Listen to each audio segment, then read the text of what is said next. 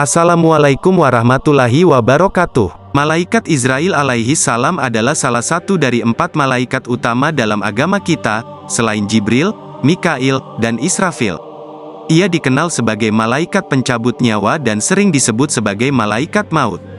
Malaikat Israil alaihi salam diciptakan oleh Allah subhanahu wa ta'ala dengan ciri-ciri yang serupa dengan malaikat Mikail, seperti wajah, ukuran tubuh, kekuatan, lisannya, dan sayapnya, semuanya sama tanpa kurang atau lebih.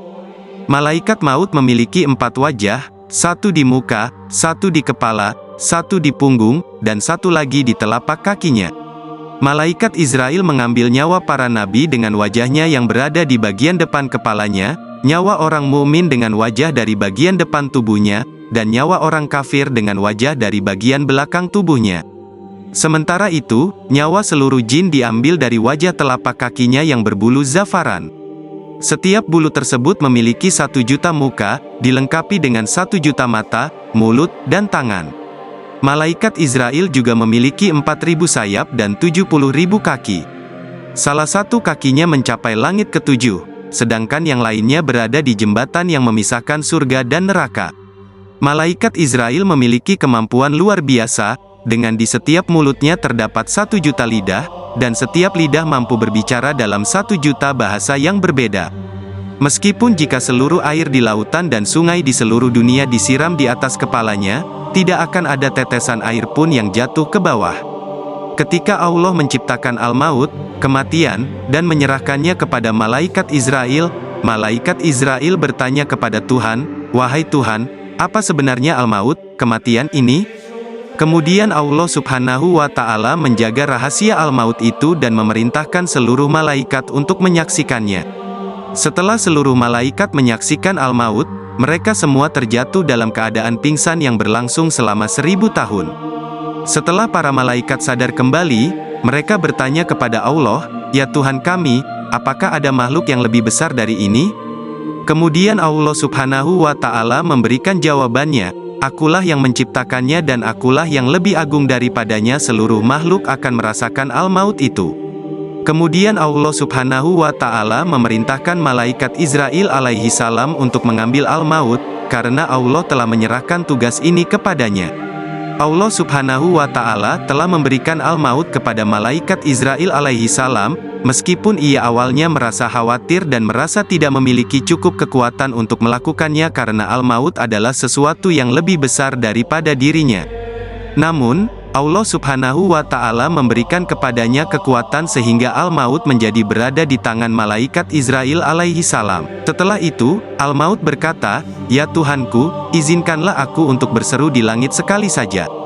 Setelah mendapatkan izin, al-maut berseru dengan suara yang sangat keras, "Dia adalah al-maut, tugasnya adalah memisahkan orang yang saling mencintai, memisahkan antara anak dan ibunya, memisahkan saudara pria dan wanita, menghancurkan bangunan, rumah, dan gedung-gedung, serta meramaikan kuburan." Al-maut juga menyatakan bahwa tugasnya adalah mencari dan mendatangi semua makhluk, bahkan jika mereka berada dalam lapisan benteng yang sangat kuat. Tidak ada satupun makhluk yang bisa menghindar dari pengaruhnya, dan semua makhluk merasakan kepedihan yang dia bawa. Malaikat Israil alaihi salam diberikan oleh Allah subhanahu wa ta'ala kemampuan luar biasa sehingga ia dapat dengan mudah mencapai kedua ujung dunia, mirip dengan seseorang yang duduk di depan meja makan yang penuh dengan berbagai hidangan siap santap. Ketika malaikat Israil menjalankan tugasnya untuk mencabut nyawa makhluk di dunia, ia turun ke dunia bersama dengan 2 kelompok malaikat, yaitu malaikat rahmat dan malaikat azab. Untuk mengetahui kapan seseorang akan menghadapi ajalnya, malaikat maut bekerja sama dengan malaikat arham. Dalam sebuah riwayat oleh Abdullah bin Abbas, Rasulullah menyatakan bahwa malaikat maut memperhatikan wajah manusia di seluruh bumi ini sebanyak 70 kali dalam sehari. Ketika malaikat Israil mendatangi seseorang dan melihatnya sedang bergerak dan tertawa, ia mengucapkan, "Sungguh mengejutkan. Aku diutus oleh Allah untuk mencabut nyawa orang ini kapan saja, tetapi dia masih terlihat bodoh dan bergerak tertawa." Seorang sahabat bertanya kepada Rasulullah, "Wahai Rasulullah, siapakah orang mukmin yang paling cerdas?" Rasulullah menjawab, Orang mukmin yang paling cerdas adalah yang paling sering mengingat kematian dan yang paling rajin dalam mempersiapkan dirinya menghadapinya. Inilah orang yang paling cerdas. Dalam sebuah hadis yang diriwayatkan oleh Ibn Majah, Tabrani, dan Al-Haytami, serta terdapat dalam kitab Tazkirah yang ditulis oleh Imam Qurtubi, Allah Subhanahu wa Ta'ala pernah bertanya kepada malaikat maut, "Apakah kamu pernah menangis ketika mencabut nyawa anak cucu Adam?" Malaikat maut menjawab, "Aku pernah tertawa, pernah juga menangis, dan pernah juga terkejut." Allah Subhanahu wa Ta'ala bertanya lagi, "Apa yang membuatmu tertawa?" Malaikat maut menjawab, "Ketika aku bersiap-siap untuk mencabut nyawa seseorang, aku melihatnya berkata kepada pembuat sepatu, 'Buatlah sepatu ini sebaik mungkin supaya bisa dipakai selama setahun.' Aku tertawa karena belum sempat orang tersebut memakai sepatunya, aku sudah mencabut nyawanya." Allah Subhanahu wa Ta'ala kemudian bertanya lagi, "Apa yang membuatmu menangis?" Malaikat maut menjawab, "Aku menangis ketika hendak mencabut nyawa seorang wanita hamil di tengah padang gurun yang tandus. Saat ia sedang dalam proses melahirkan, aku menunggu sampai bayinya lahir di gurun itu. Baru aku mencabut nyawanya, aku sambil menangis karena mendengar tangisan bayinya. Apalagi ini disebabkan karena tidak ada seorang pun yang mengetahui keadaan mereka." Allah kemudian bertanya, "Lalu apa yang membuatmu terkejut?" Malaikat maut menjawab, "Aku terkejut ketika hendak mencabut nyawa salah seorang ulama. Ya Allah, aku melihat cahaya yang sangat terang dan berkilauan keluar dari kamarnya. Setiap kali aku mendekati cahaya itu, cahaya tersebut semakin menyilaukanku, seolah-olah ingin mengusirku. Akhirnya, aku mencabut nyawanya sambil disertai oleh cahaya yang begitu terang." Allah Subhanahu wa Ta'ala kemudian bertanya lagi, "Apakah kamu tahu siapa ulama itu?" Malaikat maut menjawab, "Tidak tahu, ya Allah." Allah Subhanahu wa Ta'ala melanjutkan, "Sesungguhnya ulama itu adalah bayi dari ibu yang nyawanya kau cabut di gurun pasir gersang. Akulah yang menjaganya dan tidak membiarkannya."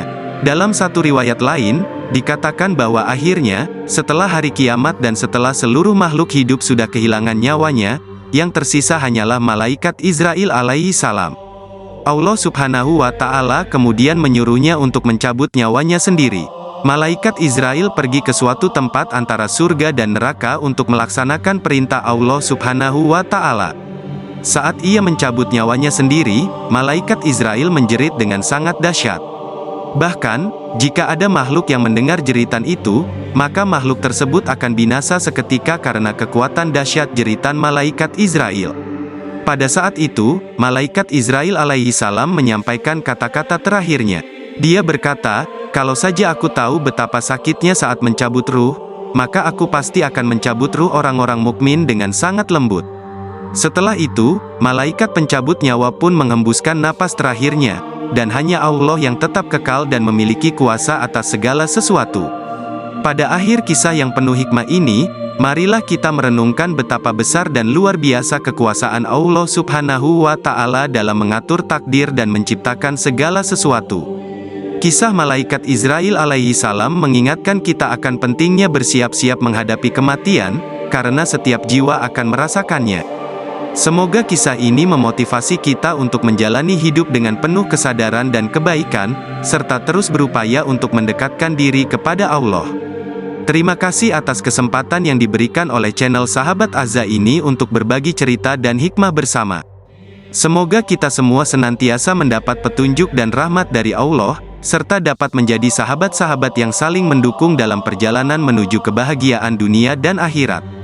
Assalamualaikum warahmatullahi wabarakatuh.